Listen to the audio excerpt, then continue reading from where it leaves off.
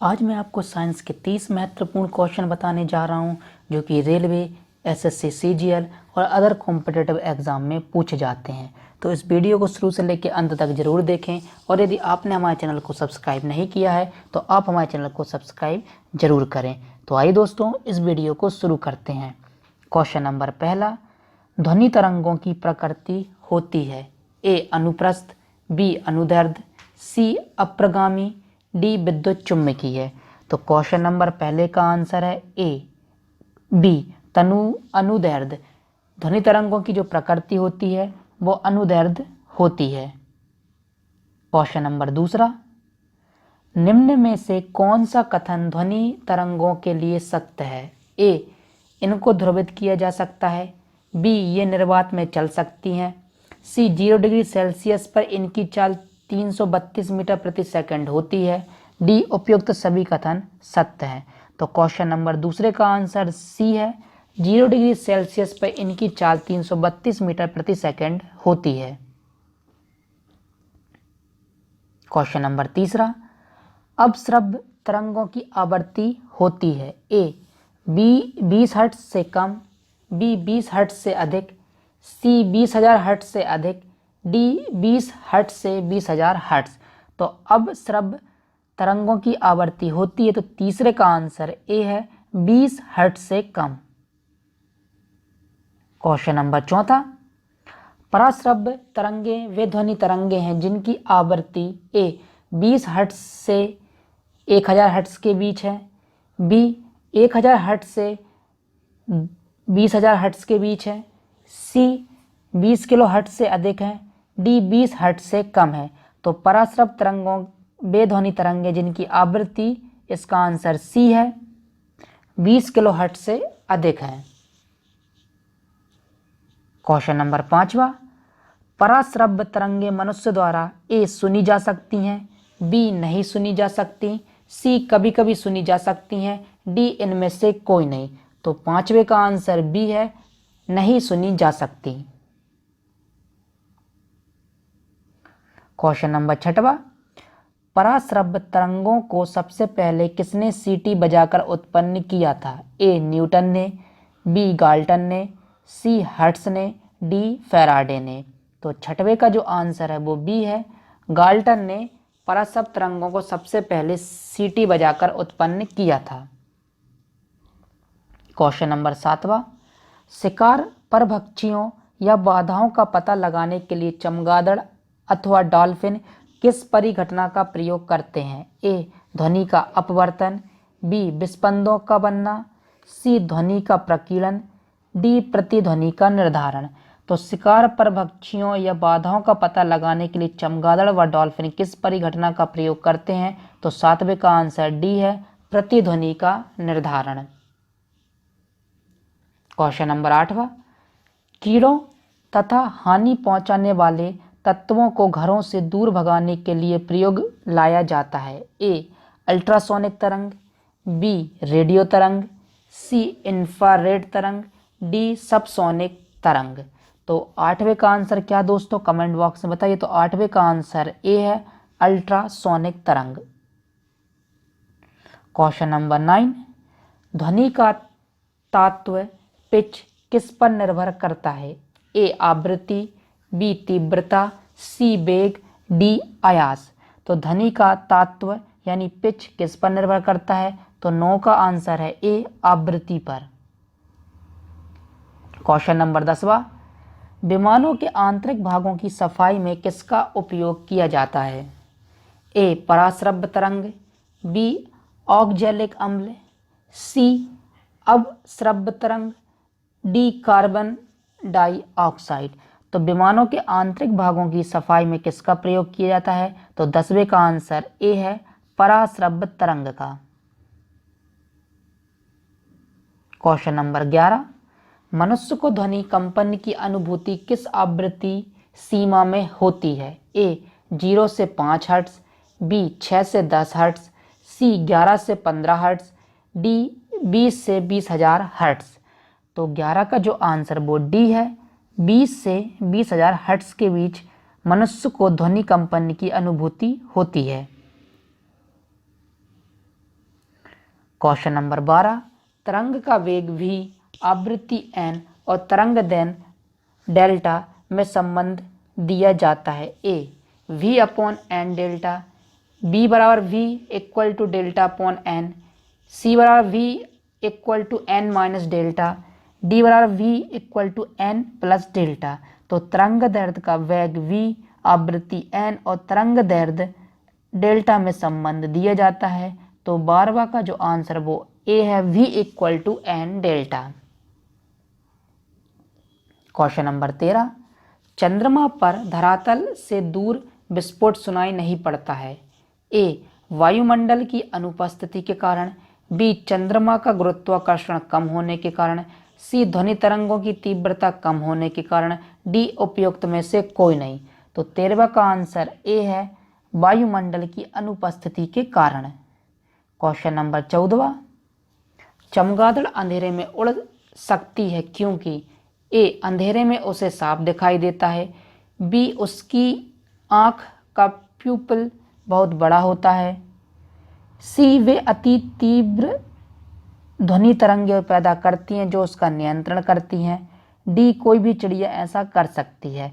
तो 14वें का answer C है, वे अति तीव्र ध्वनि तरंगें पैदा करती हैं जो उसका नियंत्रण करती हैं। क्वेश्चन नंबर 15, कथन ए चमगादड़ रात्रि में किस वस्तु से बिना टकराए हुए ही उड़ता है।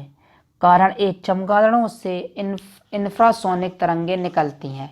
ए और आर दोनों सही हैं, आर ए का सही स्पष्टीकरण है, बी ए एवं आर दोनों सही है परंतु आर ए का सही स्पष्टीकरण नहीं है, सी ए सही है परंतु आर गलत, डी ए गलत है परंतु आर सही। तो क्वेश्चन नंबर 15 का आंसर सी है, ए सही है परंतु आर गलत। क्वेश्चन नंबर 16, वायु में ध्वनि की चाल 332 मीटर प्रति सेकंड होती है। यदि दाब बढ़ाकर दुगना कर दिया जाए तो ध्वनि की चाल होगी ए 664 मीटर प्रति सेकंड, बी 332 मीटर प्रति सेकंड, सी 166 मीटर प्रति सेकंड, डी 100 मीटर प्रति सेकंड। तो 16वां का आंसर बी है, 332 मीटर प्रति सेकंड। क्वेश्चन नंबर 17, निम्न द्रवों में से ध्वनि सबसे तेज यात्रा करती है। ए स्टील में, बी वायु में, सी निर्वात में, डी जल में। तो ध्वनि सबसे तेज किस में यात्रा करती है दोस्तों, कमेंट बॉक्स में इसका आंसर बताइए। तो इसका 17 का जो आंसर वो ए है, स्टील में सबसे तेज गति करती है। क्वेश्चन नंबर 18, बादलों की बिजली की चमक के काफ़ी समय बाद बादलों की गर्जन सुनाई देती है। इसका कारण है ए बादल ध्वनि तरंगों को रोक देते हैं, बी गर्जन बाद में उत्पन्न होती है, सी प्रकाश निर्वात में चल सकता है परंतु ध्वनि नहीं, डी प्रकाश की चाल ध्वनि की चाल में बहुत अधिक है। तो 18वें का जो आंसर है वो डी है, प्रकाश की चाल ध्वनि की चाल में बहुत अधिक है। क्वेश्चन नंबर 19वां, वायु में ध्वनि का वेग है लगभग 330 मीटर प्रति सेकंड, बी 220 मीटर प्रति सेकंड, सी 110 मीटर प्रति सेकंड, डी 232 मीटर प्रति सेकंड। तो वायु में ध्वनि का वेग है लगभग, बताइए आंसर इसका कमेंट बॉक्स में। तो 19 का आंसर ए है, 330 मीटर प्रति सेकंड। क्वेश्चन नंबर 20, किस माध्यम में ध्वनि सबसे तेज चलती है। ए ठोस, बी द्रव, सी गैस, डी वायु। तो किस माध्यम में ध्वनि सबसे तेज चलती है। तो क्वेश्चन नंबर 20 का आंसर ए है, ठोस में तेज चलती है। क्वेश्चन नंबर 21, ध्वनि का वेग भिन्न भिन्न माध्यमों में ए समान होता है, बी भिन्न भिन्न होता है और ठोस में सबसे अधिक होता है, सी भिन्न भिन्न होता है और द्रव में सबसे कम होता है, डी भिन्न भिन्न होता है और गैस में सबसे अधिक होता है। तो क्वेश्चन नंबर 21 का जो आंसर वो भी है, ध्वनि का वेग भिन्न भिन्न माध्यमों में भिन्न भिन्न होता है और ठोस में सबसे अधिक होता है। क्वेश्चन नंबर 22, लगभग 20 डिग्री सेल्सियस के तापक्रम पर किस माध्यम में ध्वनि की गति अधिकतम रहेगी। ए हवा, बी ग्रेनाइट, सी पानी, डी लोहा। तो क्वेश्चन नंबर 22 का आंसर डी है, लोहे में ध्वनि की गति अधिकतम होगी। क्वेश्चन नंबर 23, निम्न में से कौन सा एक कथन सही नहीं है? ए, तापमान के बढ़ने पर वायु में ध्वनि का वेग बढ़ता है। बी, वायु में ध्वनि का वेग दाब पर निर्भर नहीं करता। सी, आर्द्रता के बढ़ने पर वायु में ध्वनि का वेग कम हो जाता है। डी, आयाम तथा आवृत्ति के परिवर्तन से वायु में ध्वनि वेग प्रभावित नहीं होता। तो क्वेश्चन नंबर 23 का आंसर सी है, आर्द्रता के बढ़ने पर वायु में ध्वनि का वेग कम हो जाता है। क्वेश्चन नंबर 24, वायु में ध्वनि का वेग है। ए, तापमान के बढ़ने से घटता है।